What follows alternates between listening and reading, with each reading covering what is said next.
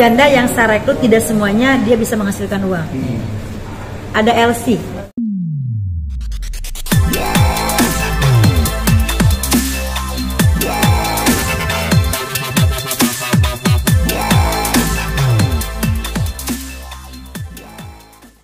Pak, bisa jelaskan kakak sebagai Dea Macan dulunya kan Dea Bacan ya. Dulu seorang maksudnya dari musik kok tiba-tiba menjadi sebuah organisasi persatuan janda lah gitu loh.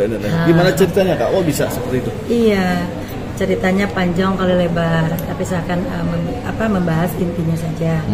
Kenapa saya mendirikan Persatuan Janda seluruh Indonesia? Pada saat habis selesai COVID itu banyak teman-teman saya, teman artis nyanyi dan teman biasa main itu mengeluh kesah, kok kita ini susah banget cari duit gimana ya gitu, kok nyanyi sepi banget, MC sepi banget, dan semua sepi, nggak ada penghasilan. Terus malamnya saya punya inspirasi di rumah, wah kalau gitu kita membentuk persatuan nih. Nah, saya membuka oret-oretan buku, saya buatlah logo. Waduh, ini harus membentuk Persatuan Janda seluruh Indonesia. Akhirnya saya udah buat, saya telepon teman. Waktu itu adalah seseorang yang saya telepon, gue mau ngadain PJSI, gimana nih? Apa tuh PJSI? Persatuan Janda seluruh Indonesia. Wow, katanya. Wih, keren tuh katanya, lucu apa gitu. Akhirnya paginya saya kumpulkan teman-teman saya, sekitar ada 12 orang. Saya kumpulkan di Ambasador. Ada artis senior, junior, orang rumahan. Jadi bisa kumpulkan dan saya bentuk di situ, di di Ambasador itu. Saya menerangkan kepada teman-teman bahwa saya akan mendirikan organisasi ini. Itu saat ngumpul janda semua? Janda semua, otomatis janda semua. Awalnya berapa tuh Kak? Kenapa? Ngumpul berapa? Yang ngumpul ada 10 orang. Ditambah sama awak media ada 2 orang. Jadi setelah saya malamnya oret-oret untuk dari ketum, wakil, sekjen, bendara, medianya ada. Nah itu jadi saya rekrut dari alhamdulillah, dan media itu setiap kali kegiatan saya selalu ngikut. Ya walaupun mungkin tidak sehebat kalian. Berarti ini udah berapa lama nih menjadi seorang ketua? Saya dirikan tanggal 11 bulan 11 tahun 2022. Berarti setahun ya, udah setahun ya. Belum sendiri udah berapa? Apakah khusus artis atau kriterianya? Kriterianya awalnya saya rekrut emang semua artis.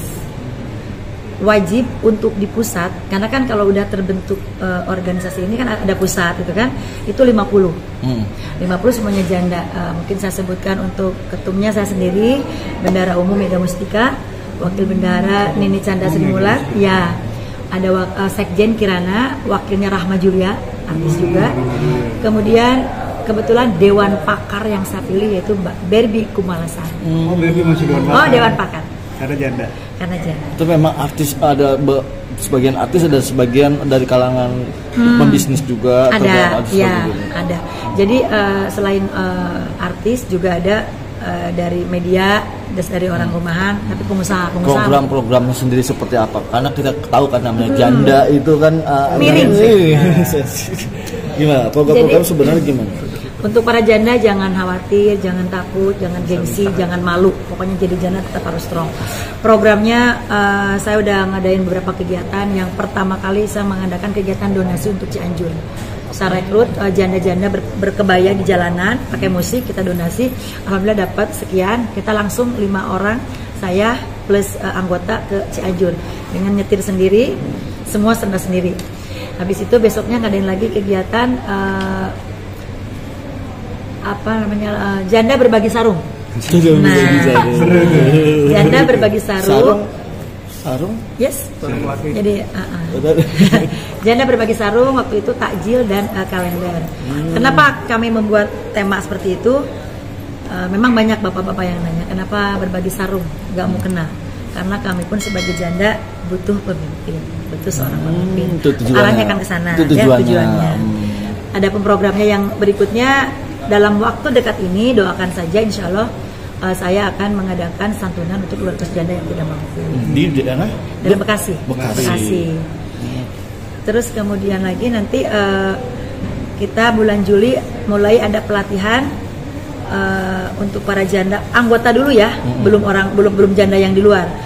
Bagaimana cara merias pengantin, membuat kue dan Pelatihan menjahit, ya? pelatihan. Oh, berarti banyak keterampilan ya? Banyak harus, karena gini, janda yang saya rekrut tidak semuanya dia bisa menghasilkan uang.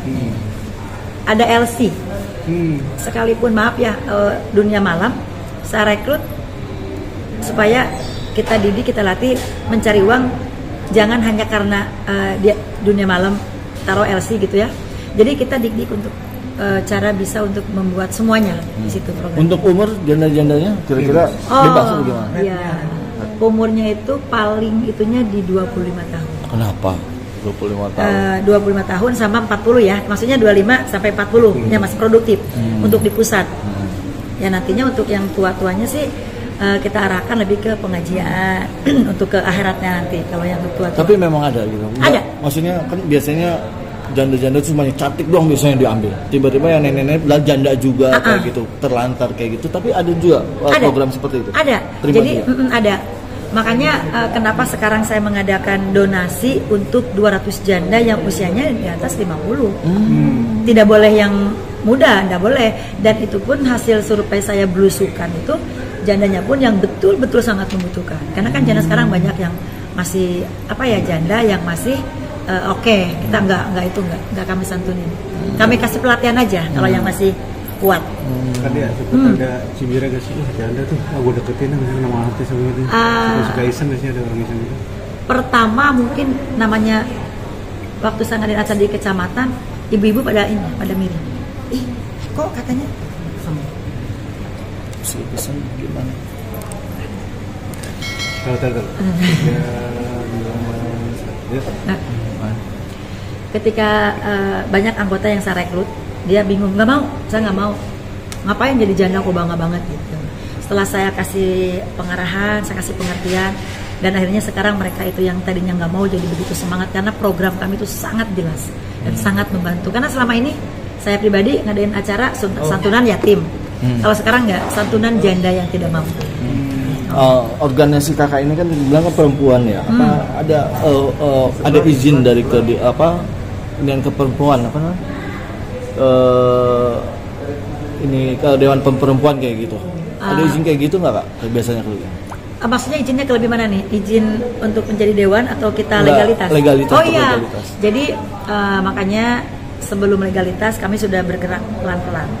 ADART sekitar 3 hari lagi selesai. Habis selesai ADART, karena kan buat ADART itu sangat sulit dari pasal-pasalnya, peraturan-peraturannya ya kan, tidak mudah seperti kita nyoret-nyoret tulisan kan. Nah habis itu baru kita notaris legalitas. Udah dapat SK, ya udah kita go deklarasi. Artinya jelas ya kak? Jelas ya. Jelas. Kak, ngomongin janda kan sekarang ini banyak janda-janda baru selebriti yang lagi viral ya. Apakah mencoba untuk masuk nggak pak, untuk merekrut dia agar organisasi ini maksudnya organisasi ini lebih kuat gitu, seperti Inara, seperti Naya apa Rizky, Natasha Rizky kayak dan janda lainnya selebriti kayak gitu. Sempat ada kepikiran nggak sih kak? Ada kepikiran daftar, makanya kan kenapa saya minta bantuan ke Mbak Baby Kumalasari, kan beliau senior ya. Untuk dangdutnya mungkin itu Mega Mustika ya. Ada kepikiran, cuman kan mungkin itu juga tidak mudah. Makanya kami pelan-pelan, mungkin ketika kita udah legalitas dan udah jelas kegiatannya ada, mungkin bisa jadi kan dia melirik kita, atau mungkin kita ajak dia mau. Mungkin entah sebagai apa. Yang pasti bukan anggota ya, kalau udah senior itu biasanya nggak disimpan di anggota ya. Atau kasih bantuan hukum ketika ada permasalahan ADRT gitu. Jadi bisa di backup dari. Ada nggak seperti ada. itu? Kemarin saya umumkan di grup kalau memang ada janda atau mungkin ibu rumah tangga yang KDRT ya, bisa lapor ke kami akan membackup, karena kan Mbak Baby Kumalasari dengan Gus Ropi, dengan Bang Syam, semua pengacara siap untuk membantu. Maksud membantu membackup itu. Kak, program kedepannya apa sih? Persatuan Janda. Program kedepannya yang pastinya setelah legalitas SK turun, kita akan membuka di 38 provinsi. 38 provinsi. Maunya itu. Karena alhamdulillah dari Pak Wali Kota Bekasi, terima kasih Pak Kapolres, Pak Dandim, terutama Pak Tommy Uno, beliau sangat mendukung dengan program-program saya ini. Program kedepannya banyak, pokoknya harapannya supaya janda yang tadinya maaf ya mungkin janda bandel, nakal atau liar, ketika masuk ke sini di PJSI keluar dari sini attitude-nya baik dan lebih baik lagi dan mungkin mempunyai pekerjaan. Nah, sekedar mempertegas saja, maksudnya visi misi dari Persatuan Janda ini untuk memperjelas saja apa sih kedepannya yaitu yang paling utamanya saya akan ingin mensejahterakan anggota-anggota PJS itu aja, karena kan selama ini mereka banyak yang ngeluh sih memang bayar listrik ini itu kan kasihan, gua nyanyi juga kadang dibayar cuma sekian gitu. Jadi kalau kumpul di sini kan otomatis kita kasih lapangan pekerjaan, mencari solusi baik. Yang positif. Nah, positif tentunya. Tapi kalau memang nanti di anggota kami ada yang nikah, saya keluarin. Oke, Kadea, bisa untuk imbauan dong ya untuk janda untuk masuk kemana? Jangan menyerah gitu. Ya. Pokoknya untuk para janda yang ada di Indonesia, jangan merasa malu, jangan merasa gengsi apapun yang kalian lakukan di luar sana. Karena apa? Ketika orang mencibir, toh orang lain juga tidak memberikan makan kepada para janda ini. Jadi tetap semangat, tetap strong, dan tentunya dengan hal-hal yang sangat positif.